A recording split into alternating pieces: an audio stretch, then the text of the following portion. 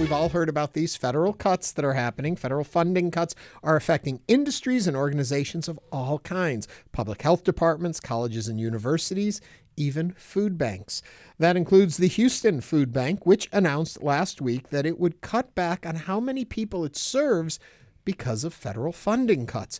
According to Brian Greene, who is the president and CEO of the Houston Food Bank, the loss of funding will account for about 15% of the food bank's yearly budget. To dig deeper with it, we have Brian Greene with us right now at Hello Houston. Hello there, Brian. Well, thank you very much for having me on. Hey, Sobering Brian, numbers. what is the budget? So I can get this 15% in my mind. Yeah, so our budget this year is about $74 million, and so we're looking at about an $11 million cut in funding that was coming from primarily U.S. Department of Agriculture, and then in addition to that, about a 20 million pound cut in commodities that they send us. So that works out to about 40 tractor trailer loads of food less per month. That we were getting from U.S. Department of Agriculture. How do you even begin to make that up? Well, we can't fully make it up. We will be trying to shift more heavy on produce, more heavy on the things that we can throw volunteers at, like bulk product, where we can get like big giant bags of beans where there's more broken, so they don't want to try and sell those. Right. But we can get the volunteers to package those. So we're going to try and shift to kind of our low cost volunteer opportunities that enable us to try and make up some of that difference, and then we're hoping that philanthropy will kind of kick in. Yeah. So the Houston Food Bank is considered the largest food bank in the United States, both in obviously size, but also distribution. Is it going to affect you all? You know, we were asking how it will affect you all. But when you're looking at it, we say it's going to affect the food bank. How many Houstonians is it going to really be affecting? How many families do you think this is going to really hurt? Yeah, so Houston Food Bank works with a partnership network of about 1,600 different organizations in 18 counties. And collectively we serve, it's about 1 million people a year. These are households that are food insecure, which what that really means is they're not financially stable enough to consistently be able to afford food as well as rent and utilities and everything else. So it's about 1 million people. That this can impact. What we'll be mostly doing, not instead of serving fewer people, but cutting back on how much we do. It'll still be a lot, but it won't be as much. Do you have, because we all think about the food bank, but like, and I'm making this up, do you supply Meals on Wheels? Do you supply, who all do you supply with food? What organizations? And you don't have to give me all 100 if you have 100, but that people would know. Yeah, it would be a long segment. Yeah, there's about 1,600 organizations. I know. Just list them for us. But what are some of the big ones? Yeah, sure. So we work with many schools. We like after school programs, but also distributions like the backpack program for which is a weekend supply for the children that if the teacher believes that child's not eating consistently. So we have over 600 schools we work just with the backpack program. So they could take alone. food home for the weekend? Is that the idea? Correct. Yeah. But then also Boys and Girls Clubs, YMCAs for after school programs, but many churches and other religious organizations that operate pantries, shelters, soup kitchens. Let me take this back just a little bit to the point that people will hear this and sometimes think, okay, so they didn't get something to eat today. They're a little hungry. Explain the impact of a child being hungry and how it affects schooling, development, community, just the whole concept of why food insecurity is so important to understand. Yeah, so the first thing to understand about food insecurity is most of the people who are food insecure, these are working households. People generally assume unemployed, et cetera. That's not true. Is function of low wage employment, and unfortunately, that's actually a phenomenon that has grown over the decades I've been doing this work. So these are families. Overwhelmingly, they're families with kids. So most of the people who are in a food insecure household are actually children. And so for the kids, the number one thing that's likely to happen isn't so much that the child doesn't eat at all, but that the family has to make nutritional compromises. The way our food supply in the United States has worked out, good nutrition is more expensive than poor nutrition. So you can keep the belly full, but you're not giving a good, and that's going to have long-term health consequences. Can't do burgers every night. Right.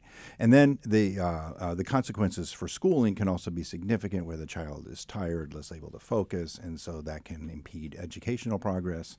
So lots of negative consequences, but it really is a function of these families just not having enough income to get by, and that's where ultimately we see the solution is, people just need to make more money. And Well, how the as a children society can't we do work. better? So, I mean, Yeah. you could have a one-parent family with 5 kids, and the kids can't work because they're not old enough. That's correct. And that is also why when you look at childhood hunger, it's actually most likely to occur in the summer months because the schools are actually the Right. biggest child hunger fighters out there, bigger than the food bank by far. But that's not active in the summer for that purpose. What about the argument? Well, there are programs, the STAR program, you can get the food, they don't call them food stamps anymore, but the food credit SNAP, cards yeah. and SNAP. And WIC. Yeah, and WIC. What do you say to those folks? Yeah, and those are also under fire right now. Oh, great. We don't know what's going to happen with SNAP, but there are significant cuts that are being proposed to SNAP as well. And so SNAP is really the first line. Or actually, the first line of defense is the income of the family, and that covers out most of the costs. SNAP then is number 2. And by the time you get to food banks, we're kind of like, kind of the worst of the worst cases, doing what we can, but we're nowhere near as large as what these federal cuts that we're looking at. So we face these cuts, services are scaled back. What's out there to pick up the slack? Yeah, what can we do? Well, the answer to the question is there's nothing. And so by the time you get to the charitable sector, we're trying to do the best we can with limited resources. To put this in perspective, SNAP, the dollar value of SNAP is 10 times the size of all the food banks put together. So in other words, about a 10% cut in SNAP is financially the equivalent of wiping out every food bank in the U.S. To think that we can make up the difference from a significant cut in SNAP is simply not true. It's not possible. And one other place where people may often think it's like, well, maybe I'm not food insecure. This isn't a concern of mine. Also during disaster, when the city shut down, people have turned to food banks for help in those times too. Yeah, it is. It's one of the nice things that we've been able to build up with that infrastructure because we have 1,600 partners. We run 60 trucks a day, and so to repurpose those capabilities in a disaster has turned out to be very beneficial for Houston, and we're proud that we can do that, and we hope to be able to kind of weather these And I current bring that cuts up in for order the people that are to listening, not lose that capability. For the people that are listening, think, well, this doesn't really affect me or my family. It very well could. Well, also, I mean, the reality is I would assume that for most of the people who are listening to the show, it probably doesn't directly affect their family, but we are a community. And that is one of the nice things about Houston is it's very embracing of everyone. And what can we do as Houstonians? I mean, make a donation, bring food somewhere. What's your advice just to the everyday person? Well, the two changes that we're trying to make. First off, we are hoping that we will get some gain in philanthropy. Help us, make this up. We can get the produce out of the farms, like in the valley, in the San Antonio area, but we pay the farmer to pick and bag the produce that otherwise they would just leave on the ground. So it does cost us in the transportation in, but we have great leverage on the dollar. I can do several dollars worth of food for $1 that way. So we need money to do that. But bigger than that, we actually need more volunteers. What has made Houston Food Bank the largest output food bank is we have more volunteers than anybody else. So we are able to say yes to more problem donations than any other food bank. We're going to have to emphasize that even more in order to try and get our output back up. Not only are you large, if I'm reading it correctly, you're also Food Bank of the Year. You've been recognized for that too. So, that was a bit ago. Yeah, but still nice to know. I want to remind everyone we're talking with Brian Greene here from the Houston Food Bank, and we're taking your calls, comments, thoughts on this topic. Give us a call, 713-440-8870. You were talking about kids, and I just want to point out that before the pandemic, if my research is right, it was about 20% of children were food insecure, 1 in 5. After pandemic, it's 1 in 4. So the problem is increasing, but the services seem to be decreasing. Yeah, it was a frustrating phenomenon to see that, and this goes back to the low wage employment. And during the pandemic, you may recall there was a big shortage of workers in hospitality, et cetera, after first laying everybody off, because it was the hourly workers who were the ones who suffered the most, and especially in the early stage of the pandemic, and then getting people to come back. And that actually, from our standpoint, turned into a good time because more people were able to earn enough money to not need us. And so we love that. It's like, oh my gosh, so many businesses complaining about they're having to up the wages. Well, that phenomenon ended. And then when you had inflation kick in, and then certain benefit programs also stopped that were going during the pandemic. They had enhanced SNAP, they had the child tax credit. Those were great for reducing our line, and those are gone. And you've had now inflation eating up the gains that those workers had. We're actually back where we were, and actually some of the statistics are showing we're actually worse off. Is there any help coming? We're talking a lot about federal budget cuts, but at the county and municipal level, No. how are things? No, nothing. I mean, you see those budget talks. I mean, they're all scrambling. Now, Brian, can you tell us? We talked a little bit, obviously, about COVID and how it ended up impacting you guys in a semi, positive way. Has there ever been a time where y'all have faced something like this, where you're looking at, federal cuts, and that y'all have been okay? Yeah, this level of This decrease level in of service. decrease in service, Your or is this face says no. truly Yeah. is this truly something new that y'all are looking at? Yeah, so in some ways it reminds me of a disaster scenario. Is you're getting lots of bad news and you're trying to adjust and you're trying to plan, but we've never had that happen and then had government resources say, okay, we're backing off. Did that?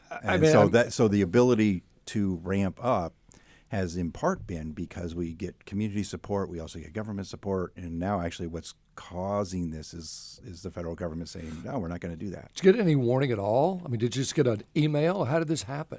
Did you know it was coming? Yeah, did you know it was coming? Well, I mean, there was plenty of talk about what was DOGE going to happen. is gonna make it's cuts, going to right? make cuts, and so it's been a process.